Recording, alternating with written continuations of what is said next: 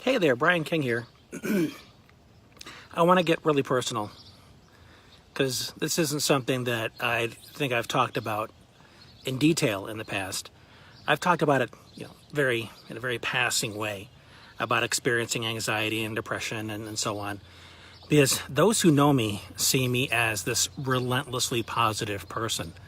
And that's not entirely untrue. What is more important to understand is that positivity is often in spite of the depression and anxiety that I feel on a daily basis, on an ongoing basis. For as long as I can remember, starting back to when I was a small child, I felt anxious, self-conscious, and very depressed.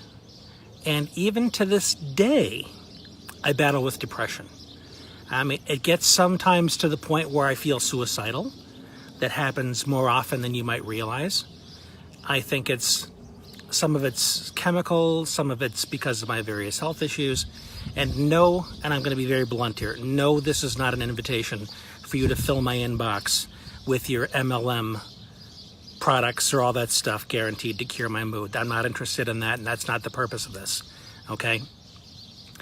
So, my depression is something that waxes and wanes, same as the anxiety. And what I have learned over the years to help me manage it instead of becoming consumed by it is, there's a lot of strategies I've picked up, but there's one in particular that I really want to impress upon people that live with ADHD and Asperger's, because we are often sucked in by a tendency towards all or nothing thinking. It's either all good or it's all bad. Well, one thing that I've learned is the fact that there are two sides to every coin. So it's not all good or all bad. It's some bad and some good. Always, simultaneously. Just like you can't have an up without a down, a left without a right. It's just simply the way the universe is wired. So what I do in my thinking, when I find myself really getting sucked into a dark place, is I remind myself that right now I'm feeling sad, I'm feeling depressed, not I am depressed. Huge distinction. Because it's not who I am. It's a feeling that's coming. It's a feeling that's going to go. But what I remind myself of is that I'm feeling sad and I have things to be grateful for. I'm feeling depressed right now and there are still things to be happy about.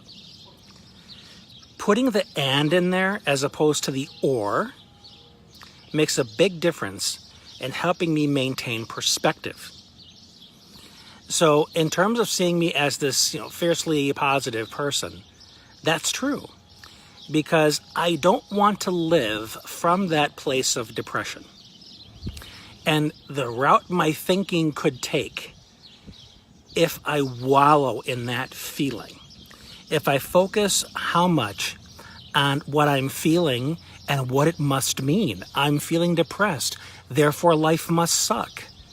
When you tell yourself that story, and I'm not saying it's easy to undo that. I'm not minimizing it. I deal with this every day. I know how hard it is.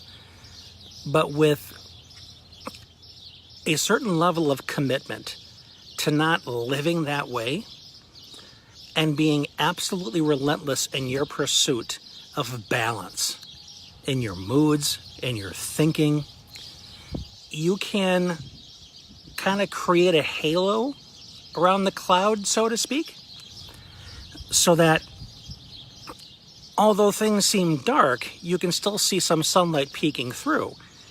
And if you focus on that sunlight, you can find a smile in even the darkest moments and remind yourself that, hey, the sunlight is coming. Yes, winter is dark and dreary, but spring is eventually going to come. And there are days when it takes a lot of mental effort just to get through it, because the anxiety or the depression seems a little stronger that day. But those are the days where it's most important to remember the and. That I feel really low today. I feel really sad today.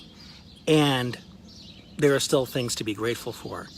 And then looking for those things, spending time with those things, allowing a smile to come across your face, allowing yourself to feel a little warmer.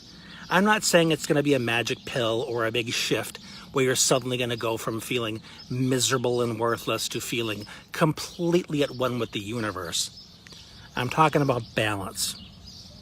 Finding a way to keep your head above water and realizing that there's always value in life.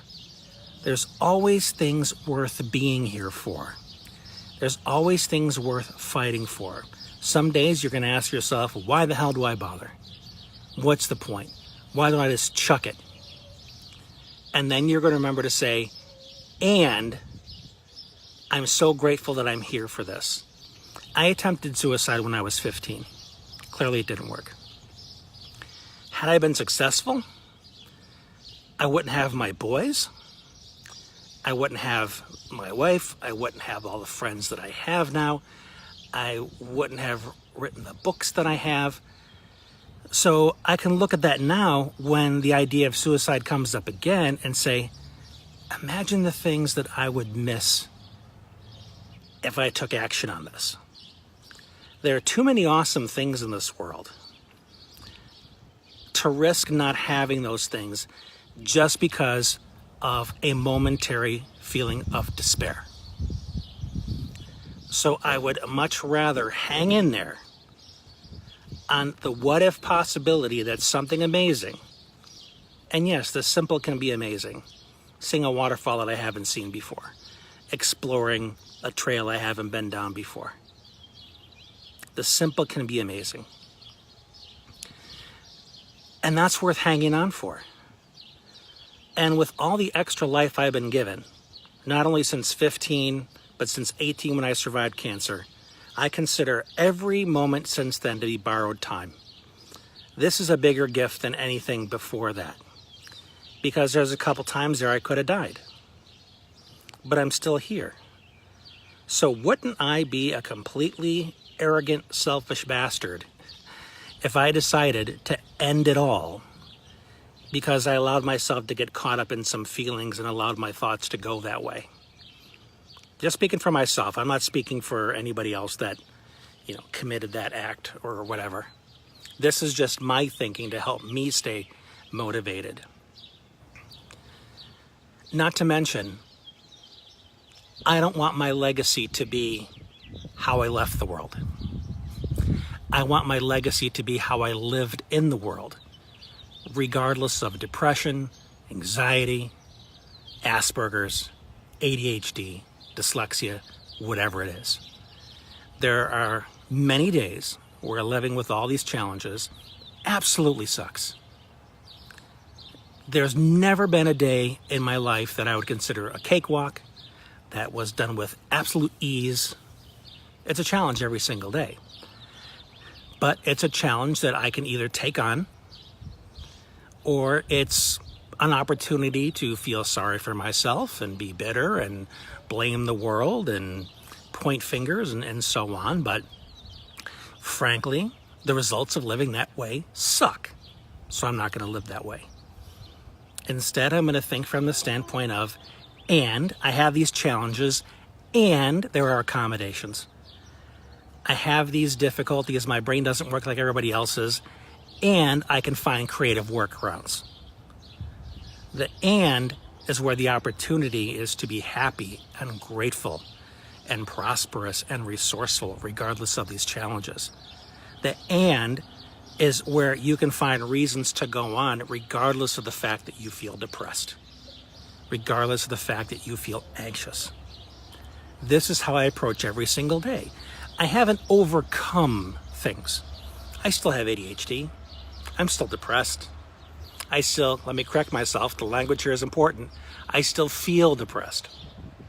I still feel anxiety. But I also feel a compelling need to enjoy this life as much as I can. So I look for those opportunities to smile through the sadness. Not a pretend smile. I'm like, oh, everything is okay. It's a genuine smile when I remember that, man, I feel some depression, but life is still good. I mean, I'm listening to the birds chirp right now, and to me, that's like a symphony orchestra. No joke. I love the sound. I feel the warm breeze on my skin. To me, those experiences are amazing. And I'm not going to give up those momentary joys because I feel sad. So I could talk about this for a couple hours, but it's important for me to be transparent and be real with you.